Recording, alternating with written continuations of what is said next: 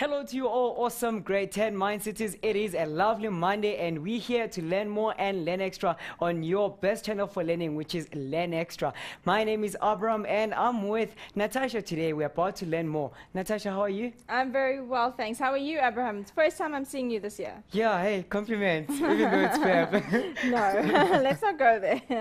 Right, how have you been? I've been great. I understand you've been introducing other shows and you've neglected maths, so I'm glad that you're back this week. I'm back. You know, the Mindsetters had to remind me also last week that it is their Triple M day, which means Mindsetters Maths Monday. So I have to be here on Maths Day. Right, what are we doing today? Okay, guys, well, we're carrying on grade 10s with algebraic expressions. We did an introduction to it last week where we looked at factorizing products and the rest of it. And today we're going to take it one step further and look at simplifying algebraic fractions. Awesome. Let me tell the Mindsetters what they need to do to join us today. Go to facebook.com/learnextra, like the page or share the page with all your friends. If you are already a Mindsetter, help other Mindsetters on the page because we want to keep the spirit of helping one another. But if you have questions, also post them on the page. Otherwise, you can follow us on Twitter at LearnExtra. Later on, I'll be taking some of your tweets, seeing what you guys are saying on Twitter because we'd like to communicate on social networks and network with you. Otherwise, we have notes available for you all for free on learn.mindset.co.za. The link is already posted on our Facebook page, so go to your Facebook page right now. I believe, Natasha, we have a challenge question also today. Yes, we do, Abraham. Should we go into it now? I think as you explain what's going to be happening, you will also explain it. We'll go into a little bit later. All right, so it's important, Mindsetters, that you take the challenge question because it's going to help us assess whether you understand, whether you're struggling, or whether you're just going fine as a grade 10 Mindsetter. Over to you, Natasha. All right, great. Okay, guys, so as I said, today we're looking at algebraic expressions, and specifically we're simplifying algebraic fractions. And fractions, something most students seem to struggle with. It's really not something to get a mental block around because if you follow your rules through and if you understand each of the steps you're doing and why you're doing them, there's really absolutely no reason to battle with fractions at all, whether they be algebraic or arithmetic. So as I said, we're going to use factors to simplify algebraic fractions, and then the challenge question that Abraham was talking about, let's have a look at that one. So today what I'd like for you guys to try, and what I need to point out is if you don't see the trick in this question, it can become a nightmare. So there is a little trick to the question, and that's why it's become a challenge question. But if you're getting pages and pages of work, you've gone wrong in the very first step. Okay, so I'd like you guys to try and simplify a over a squared minus x squared plus 2a over x minus a all squared. So that's what I'd like you guys to try, and we'll have a look at it again towards the end of the lesson and see if any of you managed to get to the right answer. Okay. But what are we doing today? Firstly, we're going to look at some of the rules and some of the steps you've got to follow when dealing with fractions. And I just want to take you guys through the basics that I'm sure most of you remember, but just to revise and let you guys, you know, get familiar with fractions again, get familiar with working with algebraic fractions.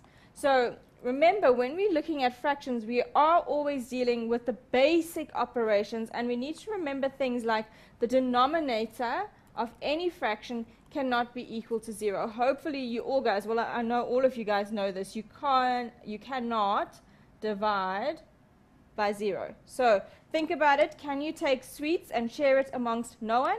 No. So you can't take something and divide it by nothing. So that's basically what we're saying here. The denominator of a fraction cannot ever be equal to 0. Okay, that's undefined. Then some of the basic laws that you have already been using when dealing with fractions. Multiplication. So if we look at this fraction, p over q times r over s, when multiplying, we multiply numerator by numerator. So p times r gives me pr.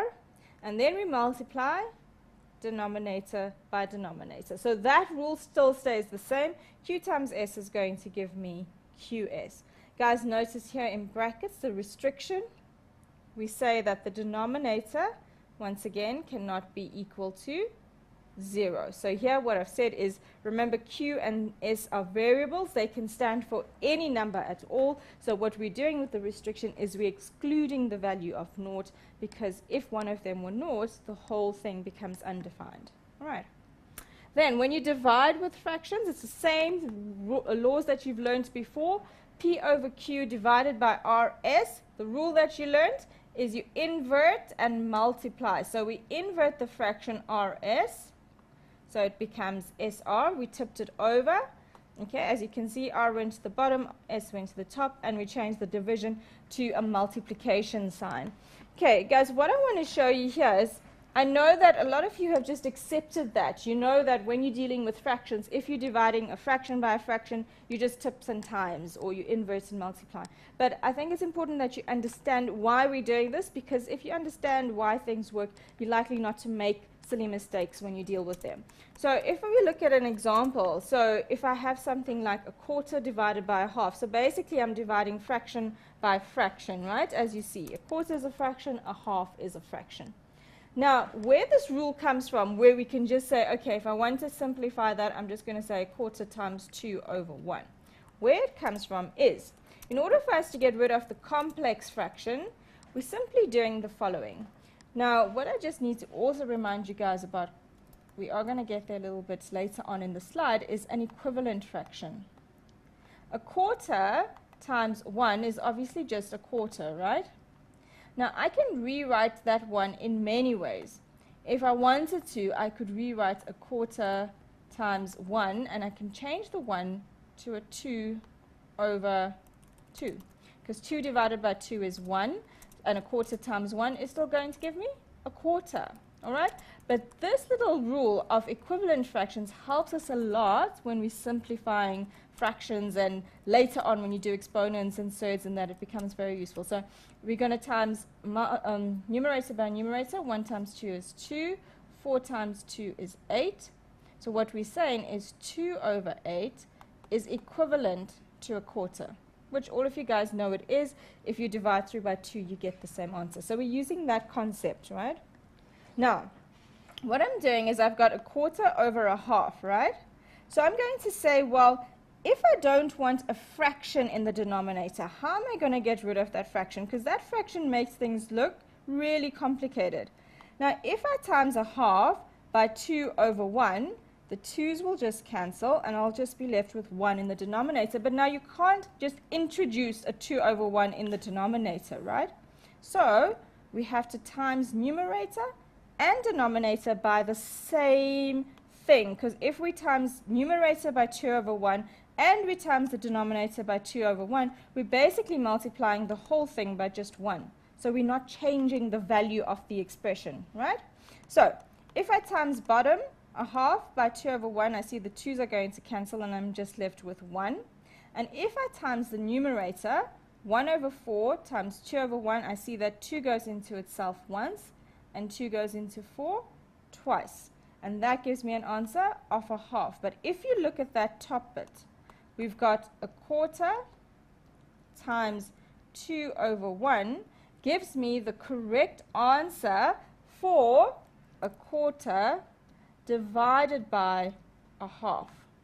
Okay, so you can see where that rule comes from. Okay, it's the same as saying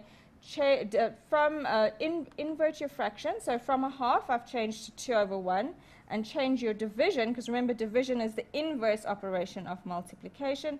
So we go from dividing to multiplication, we invert the operation, and we also invert the fraction. So that's where that rule comes from, why you can just tips and times. So it's not really something you're going to be examined on, but it's something that's nice to know. It's nice to know the background, it's nice to know the theory. Why are we just tipsing and timesing? If anyone asks you, well, now you know.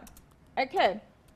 When we add and subtract fractions, remember, in order to add or subtract a fraction, you need to have the same denominator. So therefore, if I have P over Q plus R over Q, because my denominator is Q, I can keep the denominator and simply add the numerators. Okay. Once again, just stating our restriction there, we can't divide by 0. All right. Now, guys, you're going to come across in this lesson, we're going to look at multiplication, division, and then addition and subtraction of fractions. Each one is dealt with in its own way. There's different laws that you need to apply for each section. We're going to look at simplifying, just in this example, simplifying algebraic fractions by finding an HCF. And it's an important example because this is the type of question that a lot of pupils mix up and get confused and do the wrong things. I want to show you this.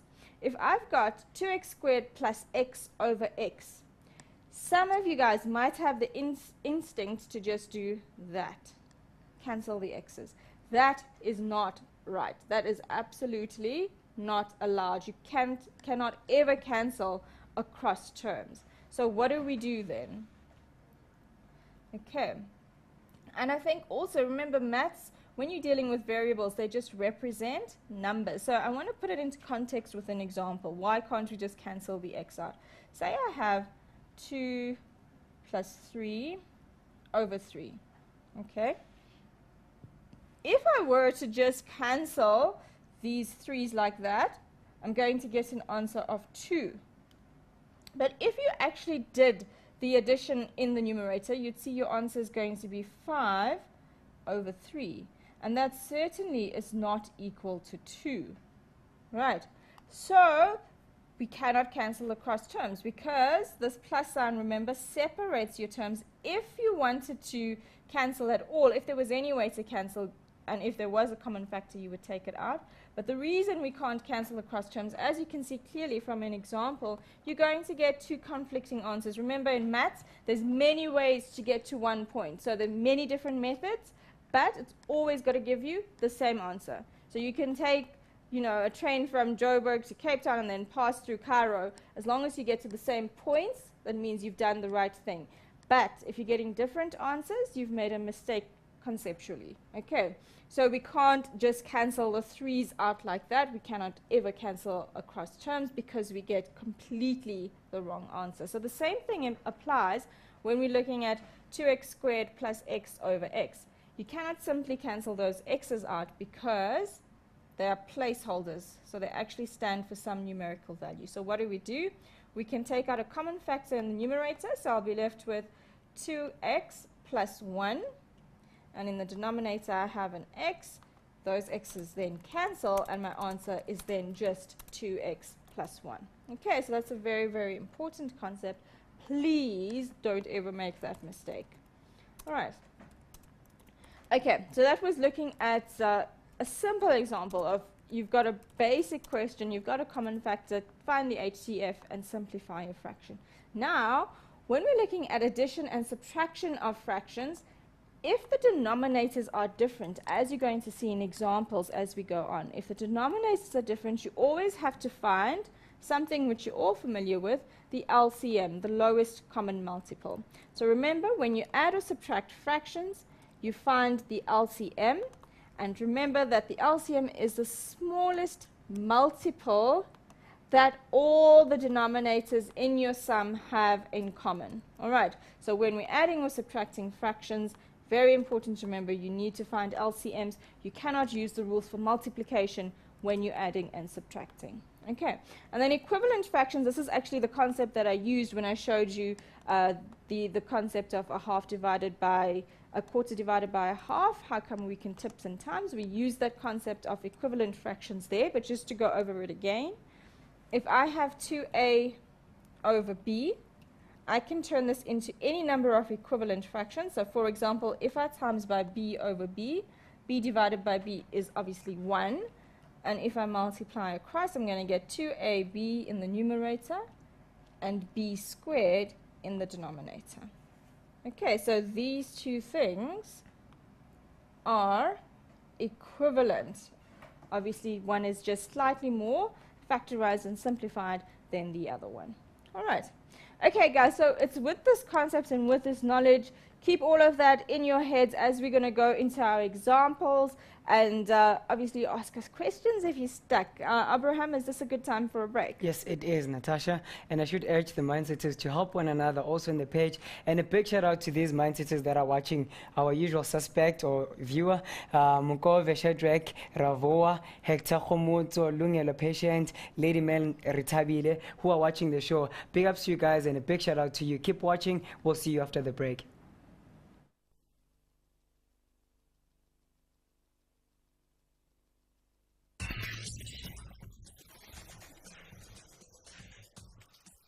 Welcome back, Mindsetters. Now, Mahatma Gandhi once said, live as if you were to die tomorrow and learn as if you were to live forever. That is the spirit. It takes that, us learning almost each and every day, learning new things and exploring new things in life. But with Mindset, we're here to equip you and to make sure that you're always ready to face the world. Otherwise, keep your questions coming on our Facebook page. It is facebook.com/learnextra. We have the challenge question posted on that page. So get your friends around, get your group mates, but we'd like you to try it on your own and then post your answer on the posted picture on Facebook. Natasha?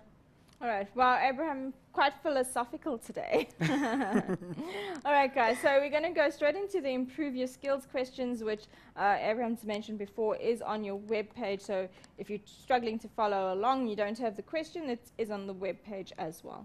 All right. So this is question 1. And we are asked to simplify, and here we're going to simplify by factorizing. So we've got a fraction over a fraction. Sorry, we've got a fraction over a fraction. We've got a fraction, and we're asked to simplify the fraction, and here we're going to use factorizing. And specifically, we're going to use what type of factorizing? Hopefully you've all recognized this now, because you have been doing it for a while. We're going to use grouping. Okay, remember, grouping is where you put together and you factorize similar objects. You put them together, or similar terms, you put them together, and you try and make a common bracket. So I've got ax squared minus x plus 2a squared x minus 2a all over x plus 2a. So now, guys, firstly, if you have a look at all of your terms, we've got that ax squared, and then we've got another 2a squared x. Some of you may be tempted to put those two together, and what will happen is, if you group the incorrect things, what you will notice in maths is that if you group the incorrect things, things don't work out as nicely as you would like them to. And as you will see now, is if we group the first two terms together and then the last two terms together, we get nice brackets and we can cancel in that. So if you find yourself getting stuck in a puddle and you're thinking, what on earth is going, it might be that you just grouped the wrong thing. So always go back and check, can I regroup and try and group other terms? Okay, so we're going to try and group ax squared minus x. We can see there that we have a common factor of x. So if I take x out of those first two terms, I'm going to be left with ax minus 1 in my bracket. And then we're going to group these two guys together. So if I take out a common factor there, I'm looking for, you can see your HCF is 2a. So I take out a positive 2a. And I'll be left with ax minus 1 once again. All right, which is great news, because we can now see if we do our grouping correctly, we will always end up with a common bracket. Okay, so now we can pull that common bracket out of the entire numerator as a common factor. So we've got ax minus 1. Remember, when you're taking this out as a common factor, it's exactly the same laws that will apply when you're taking out any common factor. You divide every term by the factor you're taking out. So if I divide the first term by ax minus 1, I'm just going to be left with x. And then if I divide the second term by ax minus 1, I'm just going to be left with plus 2a. And this is what I'm saying, I said in the beginning, is that if you group correctly, it works out really, really well. Okay, so in the denominator, I have x plus 2a. In the numerator, I also have an x plus 2a, and we're really happy because now those are common factors, and we can cancel them out. So therefore, my answer here will just be ax minus 1. All right. So as I said, we're going to go through all the different ways we can simplify fractions. So that was just a basic example where you can use your common factors and you can use grouping to simplify a basic algebraic fraction. So question 2 is slightly trickier because here we've got a combination of operations. We're dividing and multiplying fractions within the same question. Okay. Remember your rules for BODMAS. In this case, we're going to tip our divide around and do that section first, but ultimately it's all going to be one multiplication sum. So we're simply going to multiply our terms together. Okay, so let me show you what I mean. So we know we're dividing, and remember I've shown you in the beginning when you divide by a fraction, you invert and multiply. So this is going to become times x squared minus 16. Denominator becomes numerator, and numerator becomes denominator. All over x cubed minus 2x squared. And guys, here you've got to be careful because when you're factorizing so many things and it's getting this long, it's very, very easy to make mistakes. So always just go back and double check and triple check and see that you haven't made any silly mistakes with the factorizing. Okay, the first term, we've got x squared plus x minus 6. That's our numerator in our first term. So I can factorize that using trinomials. So I'm going to open two brackets. The factors of x squared are x and x. And we need factors of 6 that will subtract to give us 1x as the middle term. So I'm going to have plus 3 and minus 2 as my factors. Okay, we can check it. 3x minus 2x will give me the middle term of x. So that is correct. And that's all over.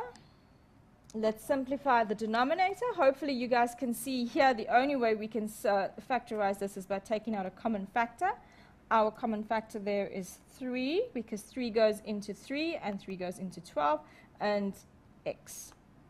Because obviously x goes into itself and x goes into x squared. So I take out my 3x, my first term, 3x squared divided by 3x. It's just going to leave x minus 12x divided by 3x will just leave 4. All right. Okay, now let's move on to the second expression. Here we've got x squared minus 16 all over x cubed minus 2x squared. And this is where it's important that you guys remember all of the previous factorizing you learned, which we discussed last week. When I've got x squared minus 16, I'm basically looking at the difference of two squares. So in order to factorize that, my first bracket is going to be square root of the first plus square root of the second. So square root of x squared is x, square root of 16 is 4. Second bracket would be square root of the first minus the square root of the second term. All right. And that's all over. Again, in this denominator, we can take out a common factor of x squared. So we take that out. And we'll be left with x minus 2. Okay. All right, and then in our last term, we don't have to attempt any type of factorizing because we've just got x plus 4 in the denominator. Okay, so guys, now that everything is factorized, right, when you're dealing with multiplication and division of fractions, you need to get to a point where you've factorized every single algebraic expression that forms part of your sum. So you need to factorize all of them before attempting to cancel anything when dealing with multiplication and division of fractions, all right? So don't be tempted to start canceling halfway up when you haven't factorized everything fully as yet. Make sure you only start canceling when everything is factorized. Trust me, you will make mistakes if you start canceling terms halfway through. So rather factorize everything completely and then cancel. All right? So let's look for our common factors that we can cancel out. I have a look here and I can see that we have an x plus 4 in the numerator there. That will cancel with the x plus 4 in the numerator there. I also have an x minus 2 in the first fraction, which will cancel with x minus 2 in the denominator there. And remember, you're always cancelling numerator with denominator. They can be above each other like this, or you can cross cancel. Okay, so you can either cross cancel or you can cancel along in the same vertical side. All right, so x minus 2 and x minus 2 will cancel, and I also see x minus 4 here will cancel with x minus 4. Do we have anything else left that we can cancel out? If we've done everything correctly, we shouldn't have. So it seems like all we have left is x plus 3 in the numerator all over 3x cubed in the denominator. Okay, and once you get to this step, please don't cancel the 3 with the 3. As I showed you before, you cannot cancel across terms. It is incorrect to cancel those 3 out. We've completely factorized everything, completely simplified. We can't go any further. This is it. That's the answer. We can't do anything more. All right. Okay. So we've looked at 2 types of examples. We used basic factorizing, finding an HCF, and grouping. We've now also gone a little bit further, used more trinomials, difference of squares, and HCF, combined everything and did multiplication and division of fractions. And so you can guess it. The next thing we obviously need to look at is addition and subtraction. All right. Remember, when you're adding and subtracting fractions, you need to have a lowest common multiple. You've got to have a lowest common denominator in order to add your fractions. So how do you go about that? Now, if you look at the type of question I gave you here in question 3, when you're asked to simplify, you'll see that your denominators don't look particularly simplified. All right? There doesn't really seem to be, you know, what are you going to do with that? There doesn't seem to be anything in common. Well, this is why always the very first thing you should do when you add and subtract fractions and you're looking for an LCM, you've got to start off your question by factorizing your denominator if it's not already factorized. Very, very important. You start off by factorizing your denominators when adding or subtracting fractions in order to get an LCM. Okay. So if I look at my first denominator, so I'm ignoring the numerators for now. I'm going to look at 8x cubed plus 27y cubed. We touched on this last week. That's a sum of 2 cubes. So in order to factorize that, I open one little bit of bracket and then a slightly bigger one.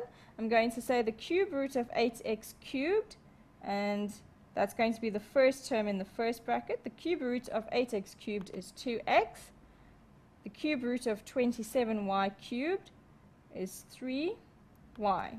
Right? Cube root of 27 is 3. Cube root of y cubed is y. In your second bracket, you square the first term. So I square 2x and I get 4x squared. And then your last term is going to be the square of your 3y. So it's going to be 9y squared. The middle term is the product of the 2 terms with the opposite sign. So this is going to become negative because there's a positive there. So the opposite sign is going to be a negative. 2x times 3y is going to give me 6xy. Guys, don't even try to factorize this bracket. Once you've done a sum and difference of cubes, it will never ever factorize. This second bracket will never ever factorize. So don't even try to factorize it when you're doing sum or difference of cubes. Okay, so that's the factorized version there of the first denominator. Okay, let's have a look at the second one. We've got 2x squared plus xy minus 3y squared. So if I factorize that, I'm going to get, let's have a look. The factors of 2x are going to be 2x and x, and the factors of 3y squared is going to be 3y and y. Right? Remember, when you're factorizing this, you need a middle term of positive xy. So that means we need a positive 3y there and a negative y there. If you want to double check your factorizing, just multiply the first inner terms together. 3y times x is 3yx. Okay, we want to just double check our middle term. Multiply those two outers together. 2x times minus y is minus 2xy.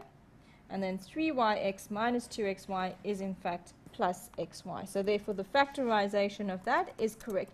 Once you've factorized, you can now work out your LCM. Okay? Because we see that we have this in common, right? So therefore, my LCM is now not going to be a repeat of 2x plus 3y. We don't have to write it down twice. My LCM is simply going to be 1 of that, 2x plus 3y,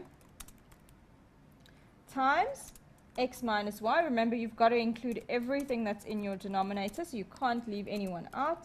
And then we're going to have 4x squared minus 6xy plus 9y squared.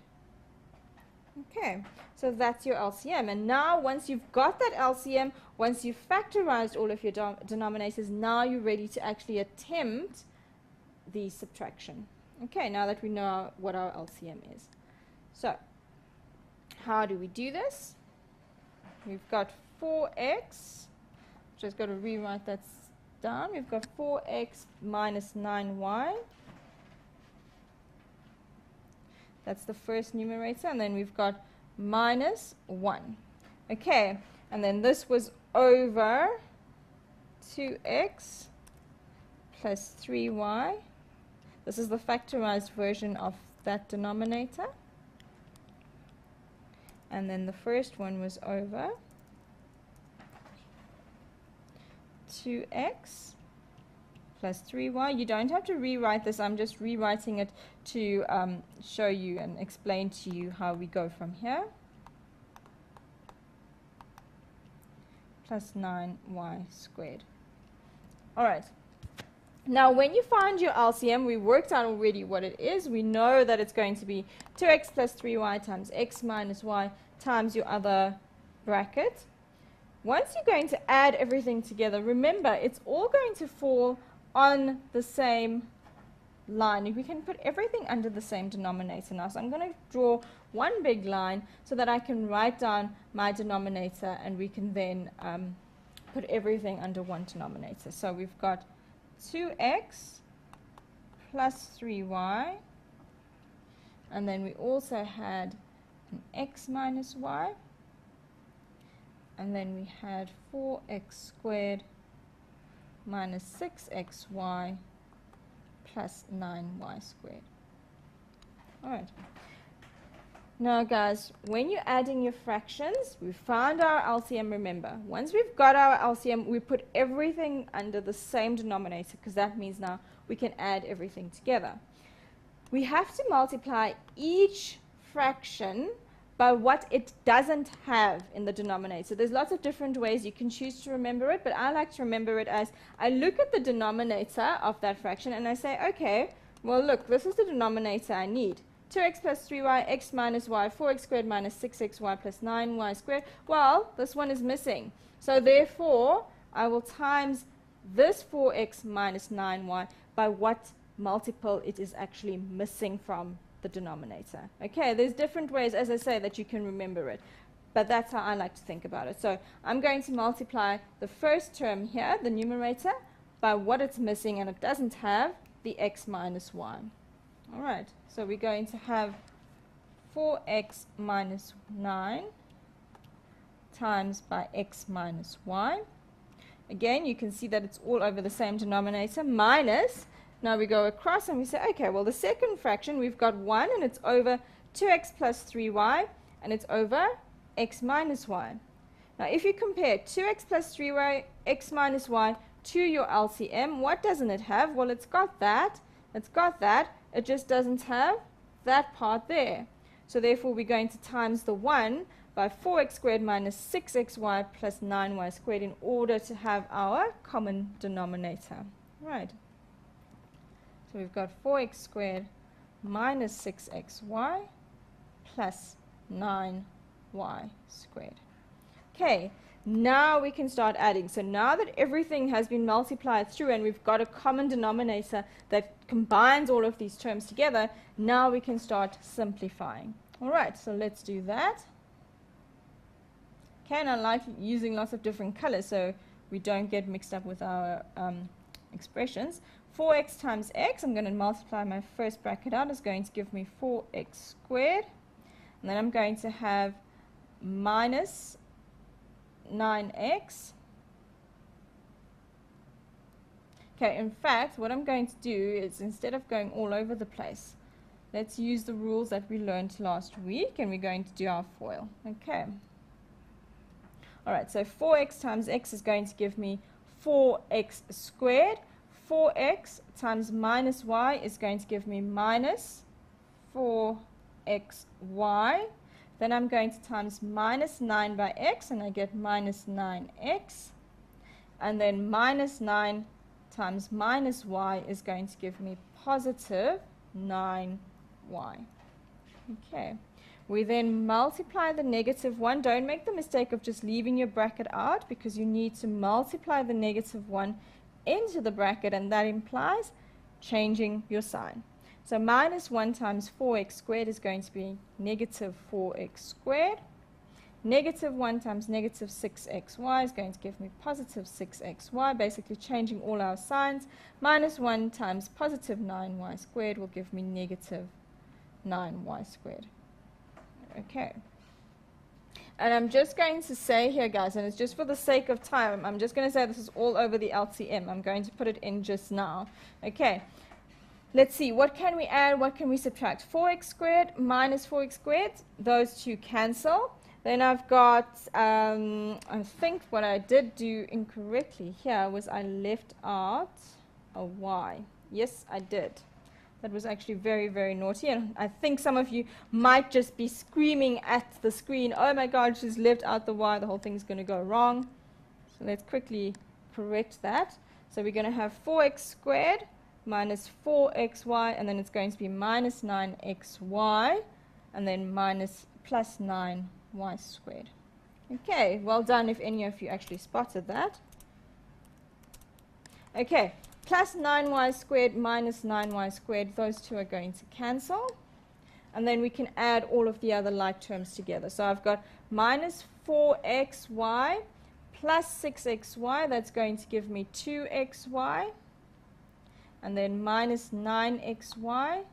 So altogether that's going to give me minus 7xy over the LCM, which was that whole long expression. So all over 2x plus 3y times x minus y times 4x squared minus 6xy plus 9y squared.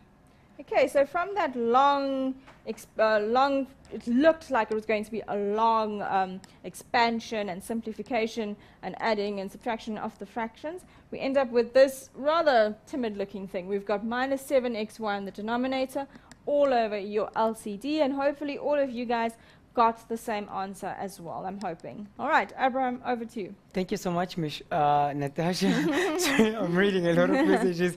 Otherwise, big ups to Meshek Mavungu, who got it right, who was saying she forgot to write the 9y. Well done. Otherwise, messages, keep your questions coming in. Let's help one another. See you after the break.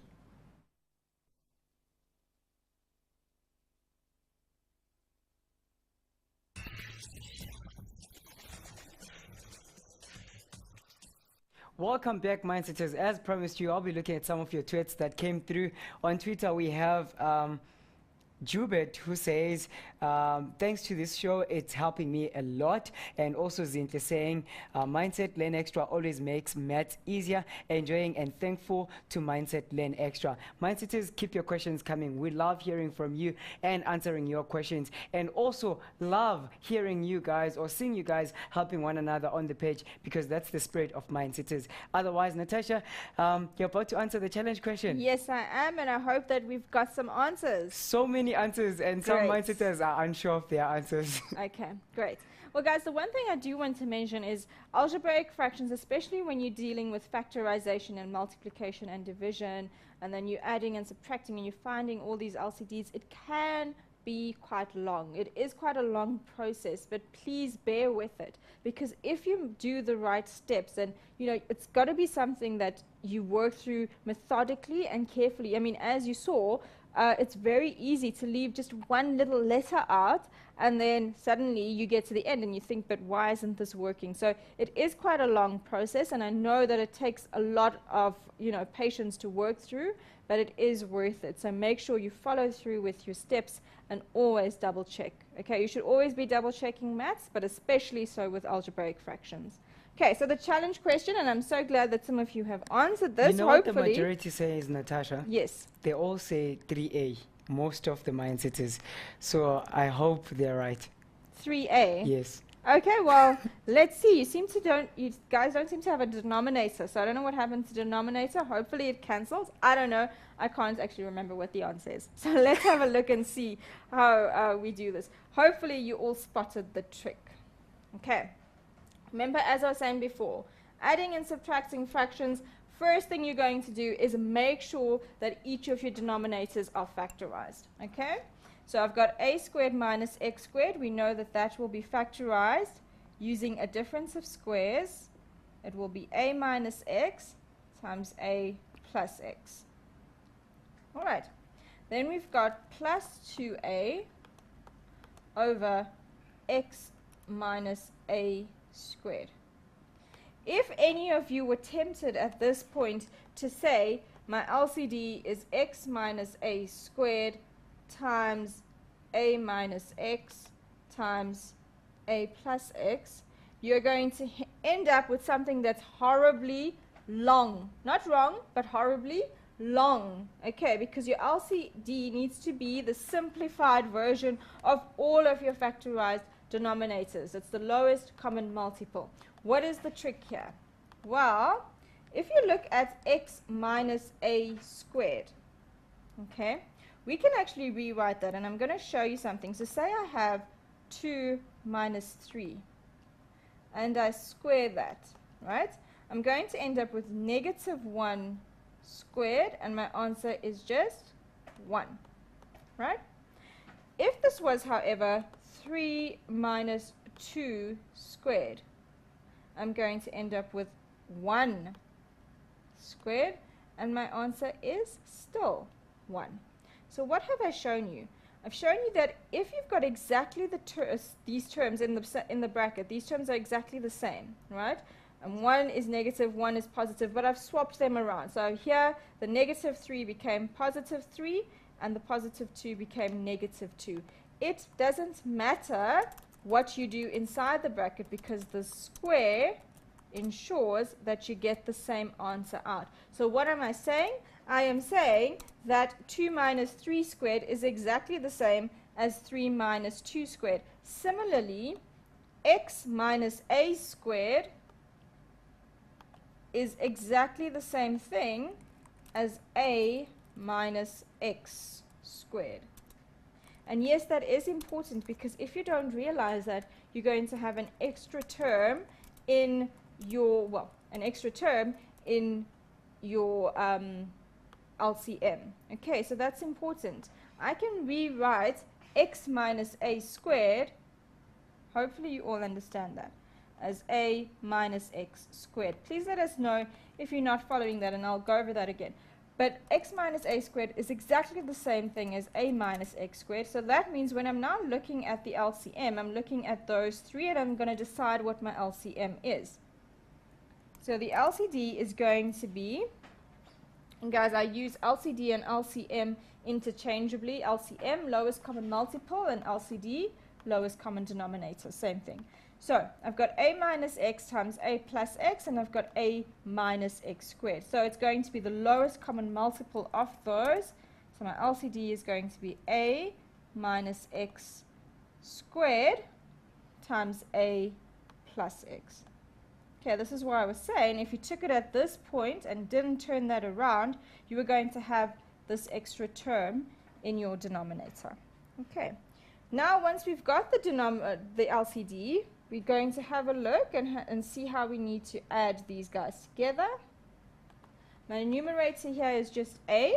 Remember what I told you guys? You look at your denominator, you see what's not in the LCD, and then you multiply by that. Okay, so therefore, I have a look and I see, well, I've got a minus x I've got one of those, and I've got 1a plus x. So what's missing is another a minus x, because this was a square.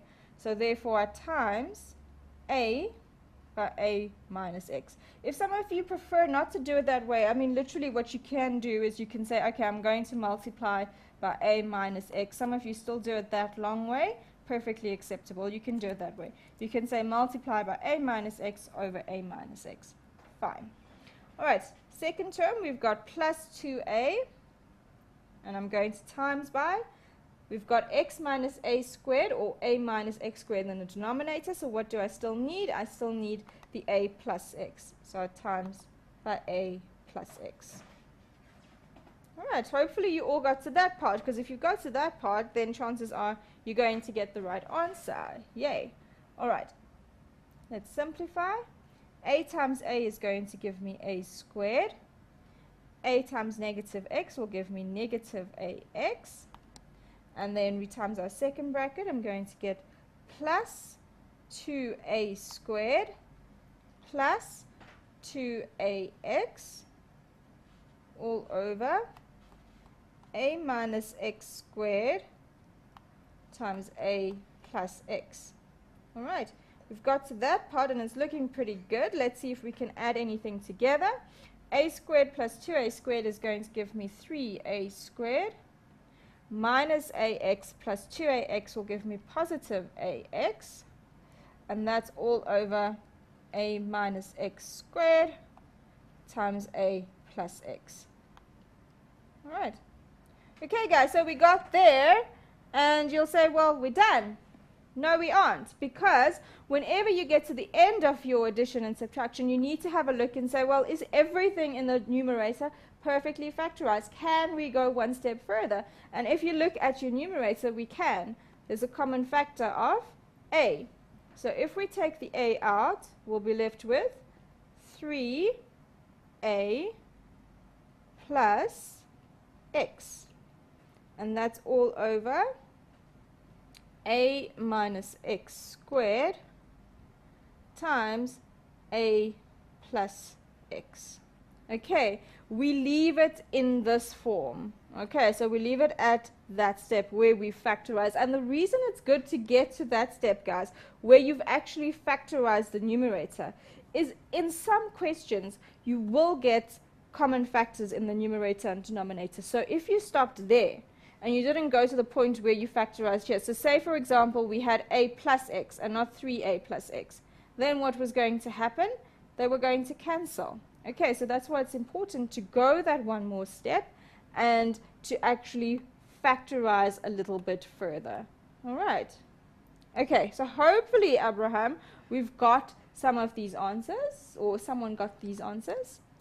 I hope so, hey? So the answer is a times 3a plus x all over a minus x squared times a plus x. But obviously the most important thing is how you got there. Not just did you get the answer, did you follow most of these steps correctly? Did you find the correct LCD? That was a big part of it. And then did you finally get the answer? So Abraham is going to carry on checking and see. I see I think there's one so far who got it right. Dumisani Shabalala. Oh wow, he deserves a shout right, out. Yeah. And otherwise, some mindsetters are saying they're confused. Right on that question, Hector says, I don't understand how we got the x minus a to the power of 2. There. This one. That one. That. Right this. there. Yeah. Okay. So this is something that I was saying some of them might be confused with, because if you didn't realize this, then yes, you are going to get confused with your LCD, and then you're going to use the wrong LCD. Okay, so what I'm going to do is I'll show you again. So how did I go from x minus a squared to a minus x squared? And what I'm saying is that these things, x minus a squared and this, these are equivalent. Okay. And the reasoning behind it, remember when you square anything, so if I take 2 and I square it, I'm going to get 4. If I take negative 2 and square it, I'm still going to get 4. Okay, so when you square exactly the same thing inside a bracket. It doesn't matter whether it's negative or positive. Ultimately, it's going to turn out to be exactly the same. So we're going to use numerical examples to just show you how this works. So say, for example, I have any numbers. Abraham, pick some numbers for us. Random numbers. Yeah, just any numbers. 2. 2 and let's say 2 minus 8. 2 minus 8. Okay, so let's have a look at 2 minus 8 squared. What is 2 minus 8? It's going to give us negative 6, right? And if I square negative 6, I'm going to end up with 36, correct? Yes, Abraham? Yes, correct. All right. Now, if I take 8 minus 2 and I square it, I'm going to get, if I square it, I'm going to get 8 minus 2 is 6. 6 squared is still 36, correct? Therefore, what this shows me is that the terms inside the bracket, it doesn't matter if they're negative or positive. This square will turn them out to be exactly the same answer in the end. So if I say 2 minus 8 and I get negative 6 and I square it, and then I say 8 minus 2 and I get positive 6 and I square it, like I explained to you guys before, when you're squaring terms and they're exactly the same number, it's going to end up to exactly the same answer. And hence, you can take x minus a squared and turn it around inside the bracket to a minus x squared. So that's something new. For those of you who haven't realized that before, it's a concept you haven't seen used before, that's something new. And hopefully, you'll now understand that concept and take it with you into the next addition and subtraction or even factorization of fraction sum that you see. Abraham, any more questions? Unfortunately, we've run out of time. Wow, okay. That's where we have to quickly. end Okay. it today. Well, I'd just like to remind you guys to have a look at next week's notes. They're already up there. They're on the page. You can already start preparing next week's lesson, which is a lesson on exponents. Exactly, and the link is learn.mindset.co.za. But for today, great hands, that's where we end it. We just want to leave you with wise words saying, keep yourself learning each and every day. Don't stop learning. Peace.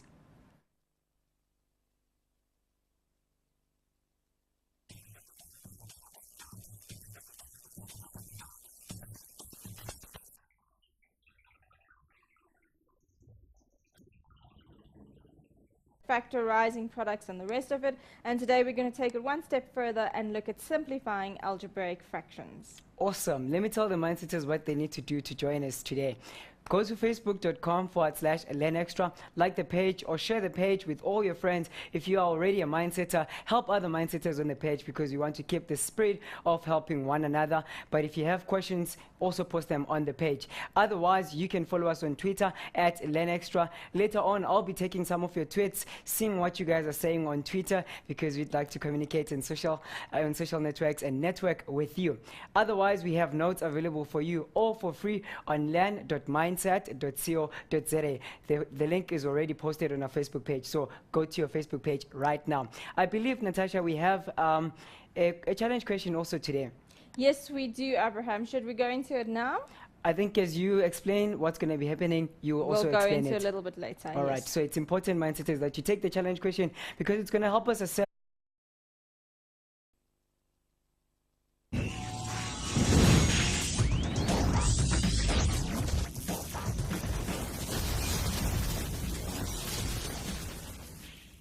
Hello to you all awesome grade 10 mindsetters. It is a lovely Monday and we're here to learn more and learn extra on your best channel for learning, which is Learn Extra. My name is Abram and I'm with Natasha today. We're about to learn more. Natasha, how are you? I'm very well, thanks. How are you, Abraham? It's the first time I'm seeing you this year. Yeah, hey, compliments, even though it's Feb. No, let's not go there. Right, how have you been? I've been great. I understand you've been introducing other shows and you've neglected maths, so I'm glad that you're back this week. I'm back. You know, the mindsetters had to remind me also last week that it is their Triple M day, which means mindsetters Maths Monday. So I have to be here on Maths Day.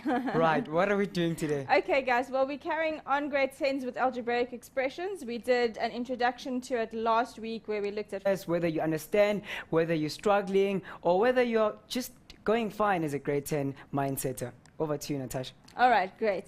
Okay, guys, so as I said, today we're looking at algebraic expressions, and specifically we're simplifying algebraic fractions. And fractions, something most students seem to struggle with. It's really not something to get a mental block around, because if you follow your rules through and if you understand each of the steps you're doing and why you're doing them, there's really absolutely no reason to battle with fractions at all, whether they be algebraic or arithmetic. So as I said, we're going to use factors to simplify algebraic fractions, and then the challenge question that Abraham was talking about, let's have a look at that one. So today what I'd like for you guys to try, and what I need to point out is, if you don't see the trick in this question, it can become a nightmare. So there is a little trick to the question, and that's why it's become a challenge question. But if you're getting pages and pages of work, you've gone wrong in the very first step. Okay, so I'd like you guys to try and simplify a over a squared minus x squared plus 2a over x minus a all squared. So that's what I'd like you guys to try, and we'll have a look at it again towards the end of the lesson and see if any of you managed to get to the right answer. Okay.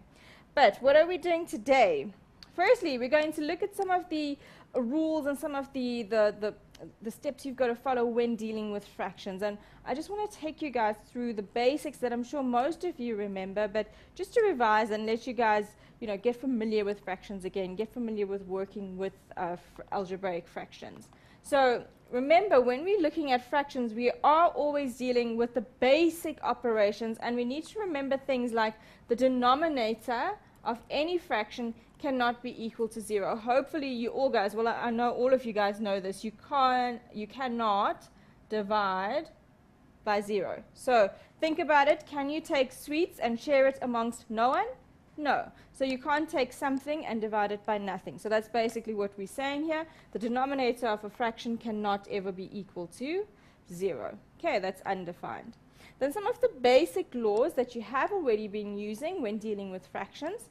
Multiplication. So if we look at this fraction, p over q times r over s, when multiplying, we multiply numerator by numerator. So p times r gives me pr. And then we multiply denominator by denominator. So that rule still stays the same. Q times s is going to give me qs. Guys, notice here in brackets the restriction. We say that the denominator, once again, cannot be equal to 0. So here what I've said is, remember, q and s are variables. They can stand for any number at all. So what we're doing with the restriction